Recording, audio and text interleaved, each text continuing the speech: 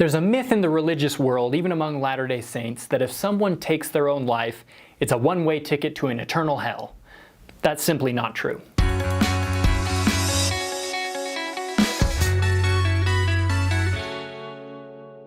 Suicide is tragic. If you haven't been affected by it yet, chances are you will be at some point in your life. I'll never forget sitting in a small internet cafe in northern Mexico as a young missionary and opening an email from my father breaking the news that a good friend of mine had taken his own life. It's when something like that happens that heavy questions arise.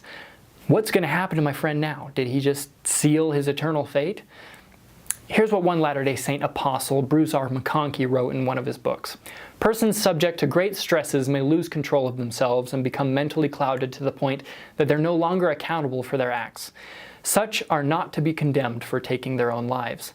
It should also be remembered that judgment is the Lord's. He knows the thoughts, intents, and abilities of men, and He, in His infinite wisdom, will make all things right in due course. Another apostle, M. Russell Ballard, echoed Elder McConkie. He said, "I feel that judgment for sin is not always as cut and dried as some of us seem to think. When He does judge us, I feel He will take all things into consideration. Our genetic and chemical makeup, our mental state, our intellectual capacity, the teachings we've received, the traditions of our fathers, our health, and so forth." Elder Dale Renlund added that he personally believes that the vast majority of cases will find that these individuals have lived heroic lives and that suicide will not be a defining characteristic of their eternities. In other words, those that take their own lives are so much more than that one desperate decision they made. We would do well to remember that, and we'd do well to remember that God remembers that too. Of course, God commands us not to take life, including our own. It's not a good thing to do.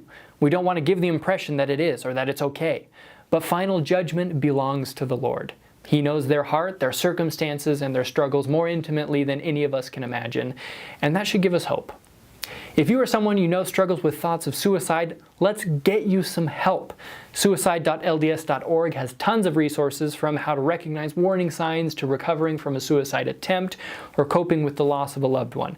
There's a list of international crisis helplines and non-Latter-day Saint resources if you'd rather go that route. We'll throw a bunch of helpful links in the description. We just want you to be okay. We want to help you keep pushing forward in any way we can, and we want you to know that there is still hope for you, for me, and for our friends who have taken their own lives. Check out those resources, and have a great day.